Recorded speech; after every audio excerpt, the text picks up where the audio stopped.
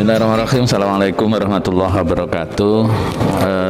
Pada hari ini habis sholat subuh, biasa kita ngobrol dengan Pak Nyati ya terkait hubungannya dengan berbagai peristiwa yang ada di sekitar kita. Daripada kita ngobrol ngalor ngidul temanya nggak jelas, pagi ini kita mulai yang agak jelas Pak Nyati.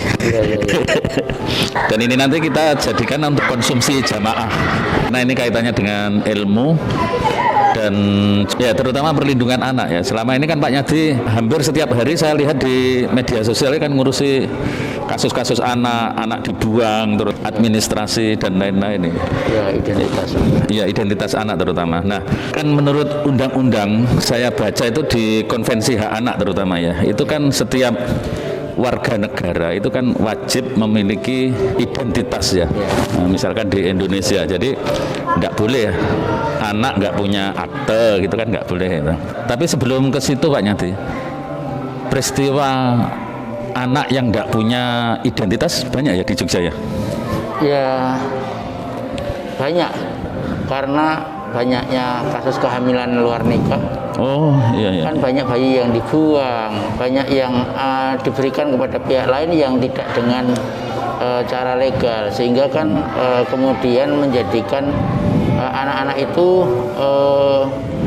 terkendala ketika mengurus identitas. Tapi pada dasarnya sesuai dengan Undang-Undang Perlindungan Anak dan juga Undang-Undang Administrasi Kependudukan dan Undang-Undang Kewarganegaraan, setiap anak memang wajib punya identitas. Wajib. Nah, hanya saja kan kadang-kadang ketidaktahuan masyarakat atau karena memang dianggap sebagai aib kemudian terabaikan begitu.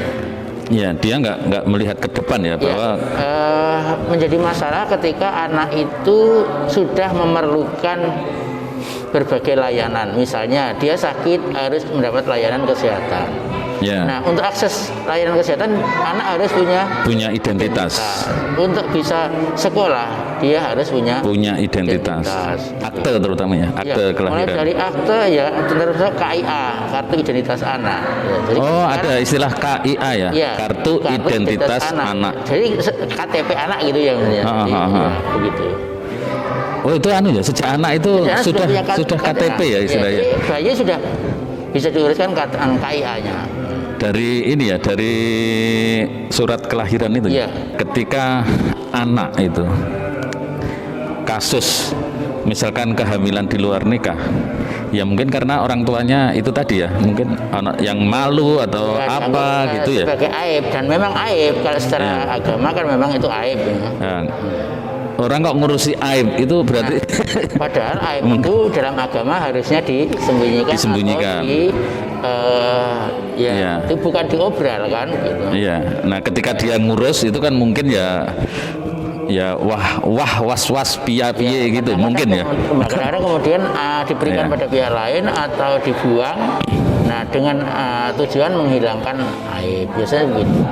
Nah, yang kita lihat, yang kita dengar itu kasusnya ya dibuang itu akhirnya. Ada yang buang. Ya, ada yang dibuang di selokan, ada yang di dekat masjid, ada yang di dekat gereja, ada yang di dekat pasar, ada yang ditaruh di tempatnya orang. Iya, yang di depan pintu. Punya anak misalnya di tempat kan sering itu ya. Sering sekali. Nah, termasuk juga yang ditinggal di tempat bersalin misalnya di dan di rumah sakit, sehingga itu kan cukup banyak. Nah, celakanya kan itu kalau sampai jatuh ke tangan predator atau sindikat jual beli orang. Ya, jual beli.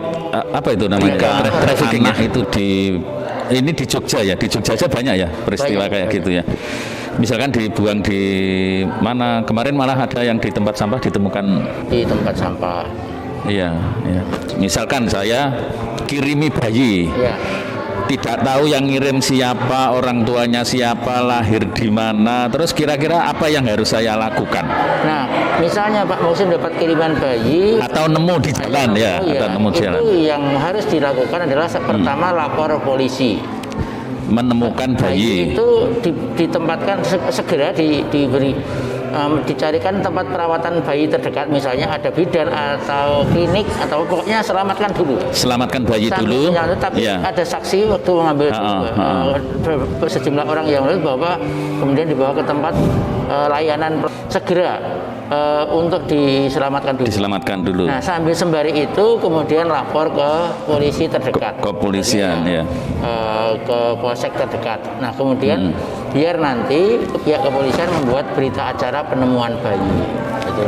Oh ya. Selanjutnya itu pihak-pihak yang tadi melihat, menemukan dan terus itu dengan Pak Polisi akan menyerahkan ke dinas sosial.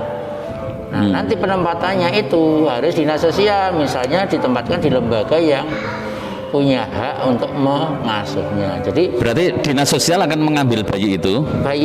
Ya nanti dari misalnya dari bidan, yang tadi misalnya di puskesmas atau di bidan atau di rumah sakit, bayi itu kemudian nanti dinas sosial lah yang akan menempatkan di lembaga yang punya izin mengurusi bayi itu. Nah, kemudian di lembaga itulah nanti ditunggu beberapa saat, dalam artian waktu kan nanti akan dokter yang akan memperkirakan kapan bayi itu lahirnya. Oh Nanti ya, dokter dihitung. yang memperkirakan.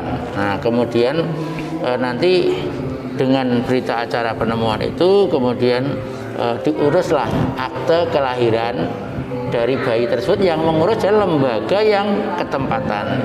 Misalnya di DIY ini ada 4.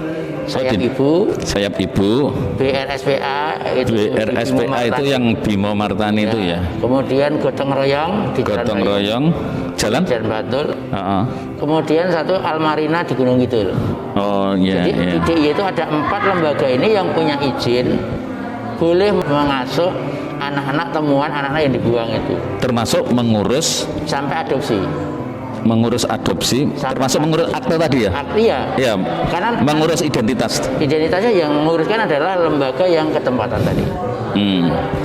Jadi kita nggak bisa ya, misalkan saya dikirimi, walaupun misalkan saya juga nggak punya anak misalkan, terus ternyata yang melakukan melahirkan nggak tanggung jawab tadi, mungkin kasihan juga kirim, berarti saya harus ngurus sampai segitu gitu ya. Oh enggak boleh. Jadi enggak boleh. Maksudnya kita enggak boleh pokoknya anak ini tak rawat baik sampai gede. Itu akan menjadi masalah.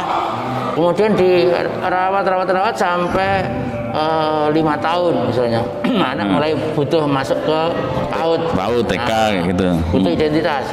Nah, itu kalau tidak ada langkah-langkah yang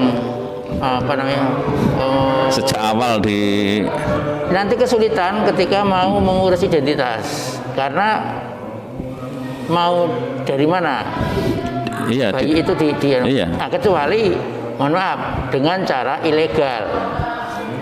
Dengan cara ilegal itu misalnya Pak Muksin punya saudara yang belum punya anak, atau katakanlah Pak Muksin sendiri kemudian sepakat dengan salah satu yang punya tenaga anak medis, misalnya tenaga medis ya. Ngaku itu dijadikan sebagai anaknya Pak Muksin.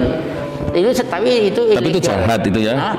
Kejahatan administrasi. Nah, itu akan banyak melanggar undang-undang. Iya, pelanggaran banyak. Pertama, Undang-Undang Perlindungan Anak, menghilangkan asal usul anak. 2 juga pemalsuan keterangan palsu itu dalam Undang-Undang Administrasi Kependudukan. Itu semuanya ada sanksi hukumnya. Nah, kemudian menurut agama juga sangat melanggar kitab suci Al-Quran, larangan menghilangkan nasab. Padahal Islam sangat menghargai, sangat memberikan nasab itu sangat tinggi di dalam Islam itu. Menurut Pak Nyadi sebagai Ketua Takmir, tetapi juga sebagai Ketua 2 Lembaga Perlindungan Anak Daerah Istimewa Yogyakarta. Nah, ini menurut saya menarik bagi saya. Nah, ini dalam perspektif agama Pak Nyadi. Kejadian-kejadian seperti itu, terus kemudian kasusnya sangat banyak sekali. Nah, itu kira-kira apa pentingnya agama kaitannya dengan persoalan-persoalan itu? Ya, satu memang penanaman agama itu harus sejak dini dilakukan. Yang kedua, penguatan keluarga. Karena terjadinya banyaknya kehamilan luar nikah ini kan karena kerapuhan ketahanan keluarga. Jadi ini mutlak kalau mau melakukan katakanlah untuk meminimalisir peristiwa-peristiwa semacam ini memang secara nasional nggak bisa hanya dilakukan oleh Jogja saja, tetapi secara nasional harus memperkuat ketahanan keluarga, terutama basicnya adalah agama. Karena agama manapun itu tentu tidak menghendaki adanya kelahiran bayi-bayi yang tanpa melalui proses perkawinan lebih dulu, karena itu akibatnya kan banyak yang fatal ketika anak-anak lahir di luar nikah itu dianggap sebagai aib, kemudian banyak yang dibuang, banyak yang ditinggal di rumah sakit dan sebagainya. Oke, para jamaah sekalian, kalau pengen japri kaitannya dengan masalah-masalah ini, silakan japrinya kemana Pak Nyati? 085 643 42 62 00. Ini langsung ketemu Pak Nyati atau Saya. lembaga? Oke. Terima kasih Pak Nyati atas informasinya, sangat menarik sekali. Assalamualaikum warahmatullahi wabarakatuh.